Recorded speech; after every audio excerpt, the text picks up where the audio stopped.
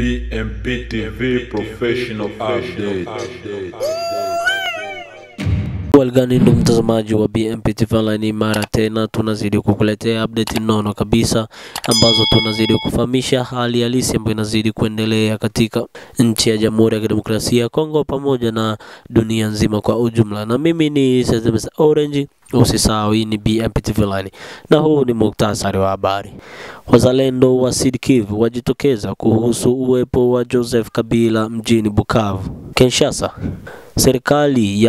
Serikali yaanika matatizo katika utekelezaji wa mpango wa kupunguza msongamano wa magari Kinshasa. Ndugu mtazamaji wa BMP TV Online, kuna haya na mengine ambayo yako ndani zaidi. Kwa hiyo kwa kufahamu mengi zaidi, kuwa nasi mwanzo hadi mwisho ili ufahamu kwa ujumla yote ambayo yanazidi kuendelea katika mji wa Bukavu pamoja na Kinshasa. Kote na kote ni katika jiji la Jamhuri ya Kidemokrasia ya Kongo.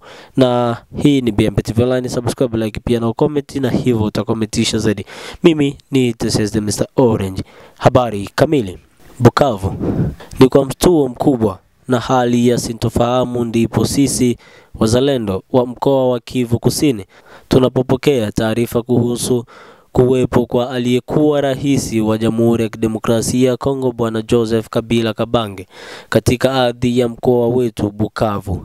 Katika wakati huu mgumu ambao taifa linapitia majeraha makubwa ya kiusalama, kisiasa na kijamii, tunapenda kueleza kwa kauli ya dhati isiyoteterekesha kuwa Joseph Kabila si mgeni wa heshima, bali ni adui wa taifa ambaye anapaswa kuwajibishwa kwa misingi ya haki, si kukaribishwa kana kwamba ni mkombozi wa watu. Onyo kali kwa wote wanaokubali kushirikiana na Joseph Kabila. Kwa msingi huo tunatoa onyo kali kwa mtu yeyote, awe mwanasiasa, mwanaharakati, kiongozi wa kijamii au raia wa kawaida, ambaye atakubali kushauriana au kukutana na Joseph Kabila katika kile kinachoitwa mashauriano ya kisiasa. Haya si mashauriano ya mshikamano, bali ni juhudi za hila, za chuki, za kuficha uovu nyuma ya pazia la amani bandia. Hatuwezi kukubali na hatutakubali kabisa kuona damu ya maelfu ya wananchi wetu waliouawa kwa miaka 18 ya utawala wake ikisahauliwa kana kwamba haikuwa kumwagika kwa damu.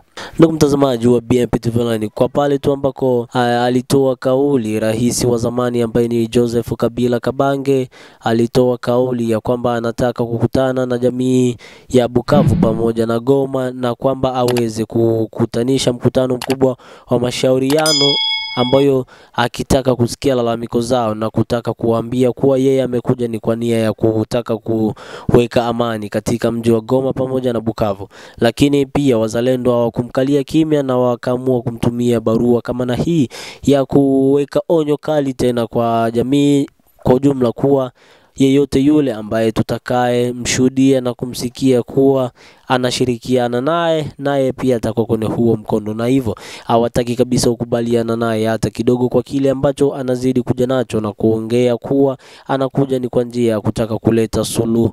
Na hivyo wamesema kuwa anataka ni kwa nia tu ya kutaka kuweka maovu yake katika nyuma ya pazia na ionekane kuwa anakuja kuleta amani, na amani hiyo si amani ya usalama bali ni amani bandia, na ambayo inaweza tena ikaleta madhara mengine kwa hapo baadaye. Na hivyo watu wawe macho, na ndio maana wazalendo wanazidi kuweka msumari kuwa wasitaki kukubali au kukutana naye au hata kumsikiliza kwa ndugu huyo.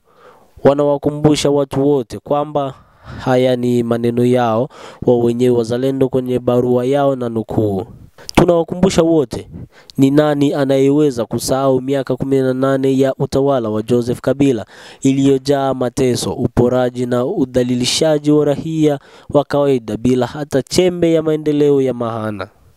Ni nani asiyefahamu kuwa yeye ndiye muasisi na mlezi wa harakati za uasi wa IFC pamoja na M23, kundi la wahasi ambalo hadi leo linaendelea kufanya mauaji ya kikatili katika mikoa ya Kivu Kaskazini na Kivu Kusini? Ni nani asiyejua kuwa raia wasio na hatia waliuawa kikatili huko Walungu Muzinzi kutokana na mashambulizi ya wanajeshi wa AFC pamoja na M23 wanaodaiwa kuwa chini ya amri yake. Je, si ukweli kwamba tarehe 14 Juni na 24 Juni 2025 ndugu zetu waliuawa kikatili huko Kabare, Sirunga, Bushwira, Kagabi pamoja na Luhanda kwa mikono ya waasi wa Kabila? Jamani, muwe macho sana kwa kutaka kufanya uamuzi ambao mnataka kufanya sasa hivi wa kutamani kumsikiliza. Hayo ni maneno mojawapo ya wazalendo ambao wanazidi kuyaongea na kutaka kuwaonesha watu kuwa Joseph Kabila si mtu mwema kwenye jamii ya sasa hivi ya Kongo, na wajaribu kuwa naye kwa umbali zaidi na wasitamani hata kumsikiliza kwa kile ambacho anazidi kukiongea na kutamani kuja kuwapa watu kuwa anataka kuja kuleta amani katika jamii ya Jamhuri ya Kidemokrasia ya Kongo, hususan huko Kivu Kaskazini pamoja na Kusini. Na hivyo wanazidi kuwakumbusha wazalendo na kutamani kuwa msimpe hata namna moja au nyingine ya kutaka kumsikiliza au hata kuchunguza maneno yake, bali yote ni siasa mtupu ambayo anataka kuifanya na kutaka kuficha matendo yake mahovu katika utawala wake wa miaka 18 uliojaa dhambi kubwa na maelfu ya watu kuweza kwenda na kufariki. Tunawajibisha wale wote wanaotetelewa na Kabila. Haya yote ni maneno ya wazalendo. Kwa haya yote hatuwezi kuendelea kuwa kimya wakati wahusika wa mahovu haya wanafanya matembezi ya kisiasa na kupokelewa kama wanasiasa wa kawaida. Kwa hivyo mtu yoyote atakayeshirikiana kwenye mashauriano ya Joseph Kabila popote pale awe na uhakika wa kujitayarisha kwa maisha ya uhamisho baada ya vita hii. Hatutasamehe, hatutasahau. Wito unazidi kuwa mkali ambao wazalendo wanazidi kuweka msisitizo kwa pande zote mbili, kwa sababu wao wanaongea awe ni raia wa kawaida, awe mwanasiasa, hata pia awe mwanaharakati.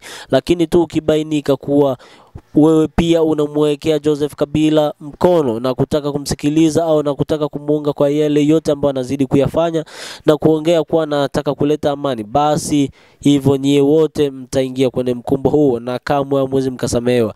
Na wanasema kuwa baada ya vita hivi kutakuwa kuna msako wa kutaka kutoa wale wote ambao ni wahovu katika jiji la Bukavu pamoja na huko Goma.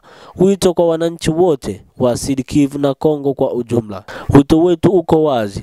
Tukatae kushiriki, kupokea au hata kusikiliza wito wote kutoka kwa Joseph Kabila au kundi lake. Hii siyo sauti ya amani, bali ni ujanja wa kisiasa wa kuficha makosa ya kivita na uhalifu wa kibinadamu. Kwa kuwa tunakumbuka mateso yetu, kwa kuwa tunalia na damu ya ndugu zetu waliopotea, na kwa kuwa tunapigania taifa huru lisilo na mauaji, kama viongozi hatuna budi kulinda heshima na amani na maisha ya raia wa Kongo kwa gharama yote ile.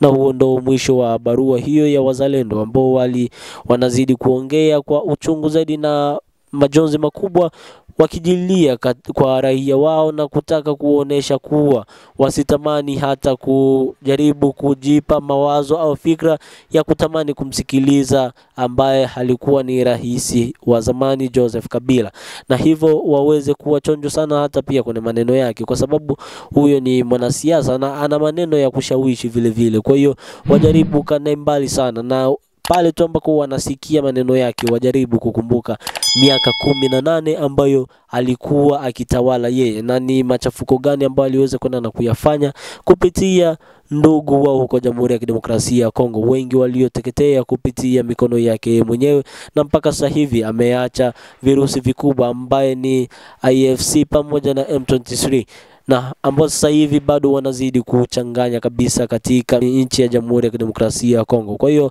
huo ni wito wa wazalendo ambao wanasema kwa kusikitika na wakiomba ndugu zao waweze kwenda na kuwasikia ili waweze kwenda na kushinda vita hivi. Hiyo ilikuwa ni huko Bukavu, na hivyo tujielekeze moja kwa moja Kinshasa, Jamhuri ya Kidemokrasia ya Kongo.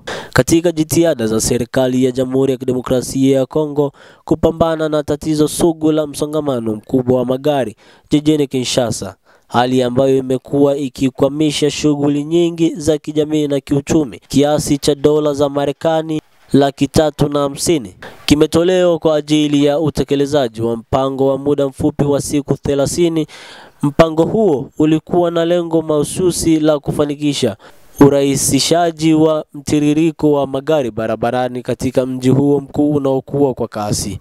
Hata hivyo, kwa mujibu wa ripoti wa tathmini ya ndani iliyotolewa na mtaalamu wa serikali siku ya Jumatano, mpango huo haujafanikiwa kutatua kwa ufanisi tatizo la misongamano ya magari licha ya rasilimali zilizotengwa na hatua zilizochukuliwa. Malengo ya mpango hayakutimizwa kama ilivyopangwa. Mpango huo wa siku 30 ulipaswa kuendelezwa kwa mfumo wa tathmini ya kila baada ya siku 10 ambapo utekelezaji wake ungesaminiwa kwa karibu na kurekebishwa kulingana na hali halisi barabarani.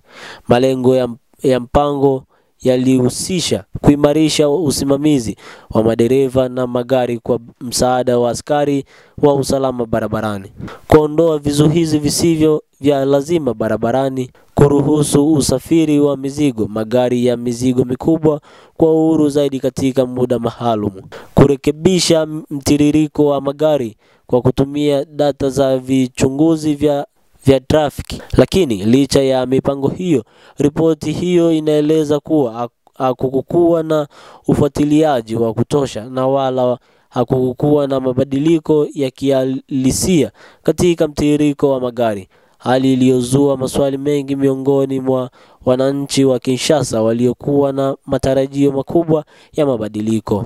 Moja ya hatua zilizochukuliwa ilikuwa ni kuwaruhusu madereva wa magari ya mizigo mikubwa kuendesha magari yao kwa uhuru, hatua ambayo ililenga kuepuka kuwaka kwa bei ya bidhaa muhimu za kila siku kwenye masoko ya jiji.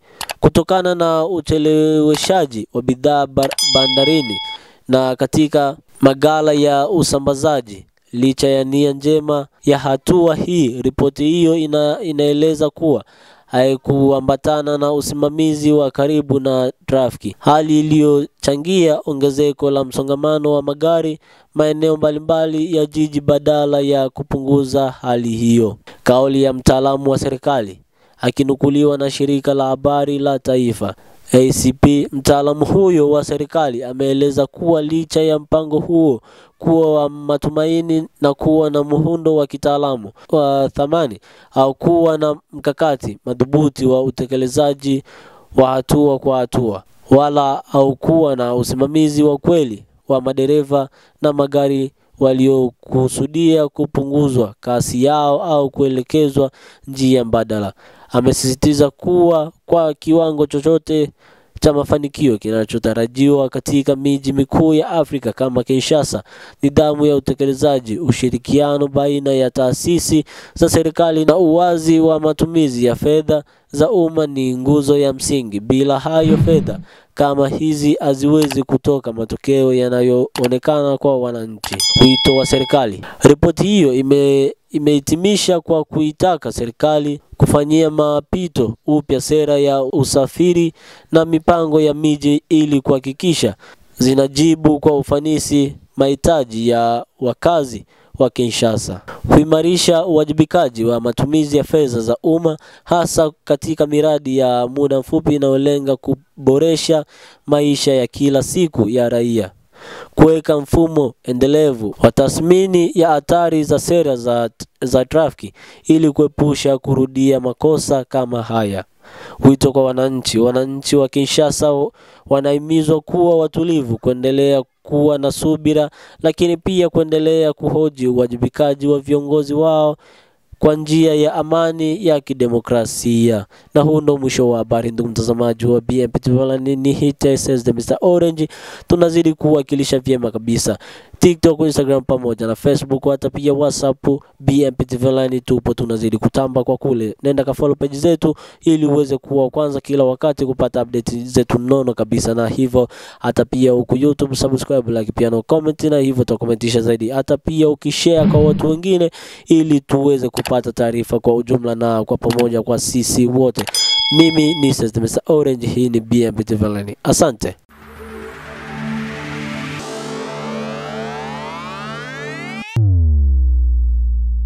BMP TV Professional Update.